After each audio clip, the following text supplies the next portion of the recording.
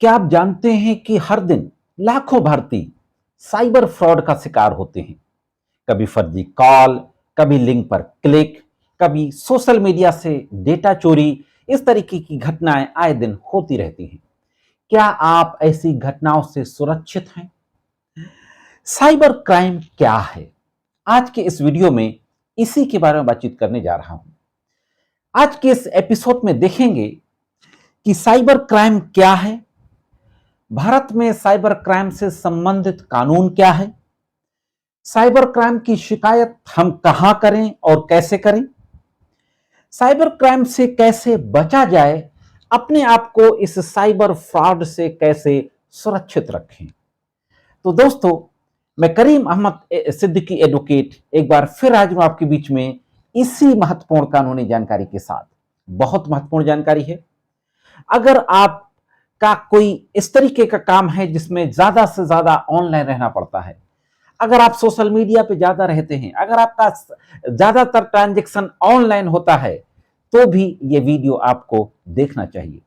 और अगर आप जूनियर एडवोकेट हैं, आपने अभी कचहरी ज्वाइन की है, तो भी इस वीडियो में जो जानकारी दी जाएगी आपके बहुत काम आएगी। तो जुड़े रहे आखिरी तक, देखते हैं कि इस संबंध में संपूर्ण जानकारी क्या है। सबसे पहले हम जानते हैं कि साइबर क्राइम है क्या। अगर हम कानून की भाषा में इसको एक्सप्लेन करें, तो साइबर क्राइम का मतलब वो अपराध है जो कंप्यूटर, मोबाइल, इंटरनेट या किसी डिजिटल प्लेटफॉर्म के जरिए किया जाता है। आप जानते हैं कि आज डिजिटल युग है, तो कोई भी ऐसा क्राइम जो डिजिटल प्लेटफॉर्म के जरिए किसी कंप्यूटर, मोबाइल या इंटरनेट के माध्यम से किया जाता है। भारत में बढ़ते डिजिटल इस्तेमाल के साथ साथ साइबर अपराध भी तेजी से बढ़े हैं। इसमें कोई दो राह नहीं है कि जिस गति से जो डिजिटल चीजों का इस्तेमाल बढ़ा है, उसी गति से उसका दुरुपयोग हुआ है और उसके नुकसान भी हुए हैं। साइबर फ्रॉड भी बढ़ा है।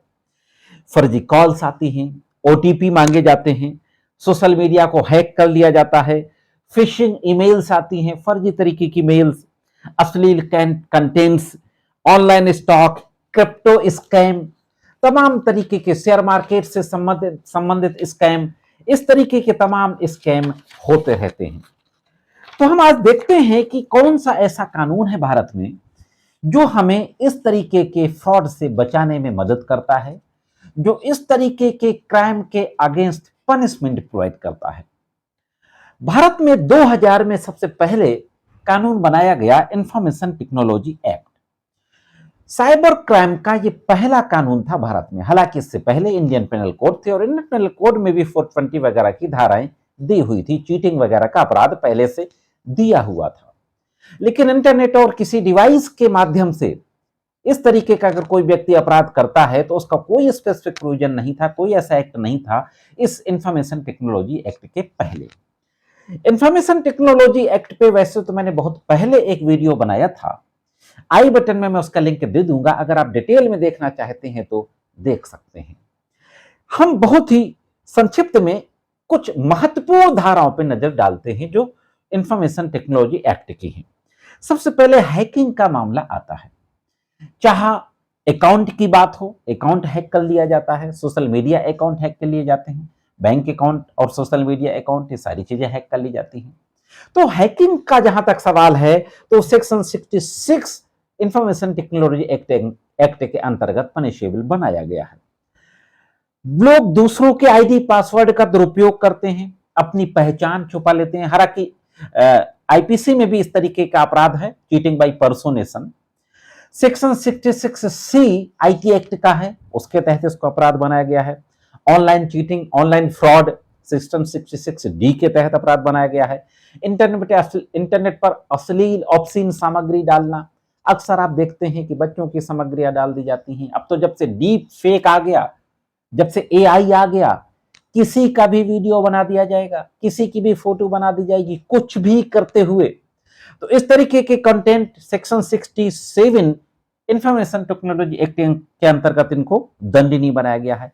3 साल से लेकर 7 साल तक की सजा का प्रावधान किया गया है इन सारी धाराओं में, और जुर्माने का भी प्रावधान किया गया है। तो इंडियन पिनल कोड की धारा 419, 420 के साथ साथ इंफॉर्मेशन टेक्नोलॉजी एक्ट की इन धाराओं के तहत भी इस मामले को, जो भी साइबर क्राइम से रिलेटेड होते हैं, दंडनीय बनाया गया है। अब देखते हैं कि अगर किसी व्यक्ति के साथ साइबर अपराध हो गया है तो उसकी शिकायत कैसे करें और कहां करें। सबसे पहली बात कि किसी भी व्यक्ति के साथ अगर साइबर क्राइम की कोई घटना हुई है तो सबसे पहले तो घबराएं नहीं, तुरंत उसकी रिपोर्ट करें नजदीकी पुलिस स्टेशन में जाके और साइबर सेल में जाके। अगर आपकी डिस्ट्रिक्ट में साइबर थाना है, कई डिस्ट्रिक्ट्स में साइबर पुलिस स्टेशन ओपन हो गए हैं, तो साइबर पुलिस स्टेशन में जाके उसकी शिकायत करें। अपनी पहचान गुप्त रखते हुए भी आप इसकी शिकायत कर सकते हैं। एक बात का और ध्यान रखें, यहां पे कहना जरूरी है, अक्सर साइबर क्राइम की घटनाएं जब होती हैं तो उसके पीछे दो चीजें काम करती हैं, एक तो डर और दूसरा लालच। एक तो आपको डबल पैसा करने का लालच दिया जाएगा, वो चाहे स्टॉक मार्केट से, इन्वेस्टमेंट से रिलेटेड हो या किसी और बैंकिंग स्कीम से रिलेटेड हो। तो एक तो लालच दिया जाएगा, दूसरा डर दिखाया जाएगा कि आपकी अश्लील फोटो है, अश्लील वीडियो है, कोई ना कोई आपका अकाउंट में आपके मनी लॉन्ड्रिंग हुई है, गैर कानूनी लेन देन हुआ है, आपका पैन कार्ड, आपके आधार कार्ड का इस्तेमाल गलत गैर कानूनी काम में हुआ है, तो डर दिखाया जाएगा। आपने और देखा होगा कि साइबर अरेस्ट की घटनाएं, जिसको डिजिटल अरेस्ट कहते हैं, डिजिटल अरेस्ट की घटनाएं भी इन दिनों देखने को मिली हैं, जिसमें लखनऊ की एक बहुत प्रतिष्ठित हॉस्पिटल की तो डॉक्टर्स से करोड़ों रुपए ठग लिए गए थे। मैंने डिजिटल अरेस्ट पे भी स्पेसिफिक वीडियो बनाया है, आई बटन में उसका लिंक दे दूंगा, आप डिटेल में उस वीडियो को देखना चाहे तो देख सकते हैं। तो लालच और डर इसको दिखा करके इस तरीके के अपराधों का अंजाम दिया जाता है। तो आपको लालच में नहीं आना है और आपको डरना नहीं है, तुरंत आपको शिकायत करनी है नजदीकी पुलिस स्टेशन में। और राष्ट्रीय साइबर अपराध का जो पोर्टल है www.cybercrime.gov.in, ये वेबसाइट आपके स्क्रीन पे है, आप उसमें भी जाकर के शिकायत कर सकते हैं। अब इसका आगे का पार्ट है कि हम अपने आप को साइबर क्राइम से सुरक्षित कैसे रखें, इस बात पर भी एक नजर डाल लेते हैं। दोस्तों, साइबर फ्रॉड या साइबर क्राइम से अपने आप को सुरक्षित रखने के लिए सबसे पहली जरूरी बात होती है कि किसी भी अनजान लिंक पर क्लिक ना करें। कोई भी मेल के जरिए आए, मैसेज के जरिए आए, किसी सोशल मीडिया में मैसेज आए, हम किसी भी अनजान लिंक को क्लिक ना करें। किसी के साथ भी अपना one time password, OTP share ना करें। कोई भी बैंक ओटीपी नहीं मांगता किसी से भी, तो हम ओटीपी शेयर ना करें। सोशल मीडिया पर अपनी ज्यादा निजी जानकारी ना रखें, बहुत ही लिमिटेड जानकारी रखें। और वो बैंक जो वो मोबाइल नंबर जो कि आपके बैंक अकाउंट में है, जो कि आपके ऑनलाइन लेन देन में है, उस मोबाइल नंबर को भी आप सोशल मीडिया पर ना रखें। अपना रियल डेट ऑफ बर्थ भी आप सोशल मीडिया पर ना रखें दोस्तों। तो ज्यादा पर्सनल जानकारी आप सोशल मीडिया पर ना रखें।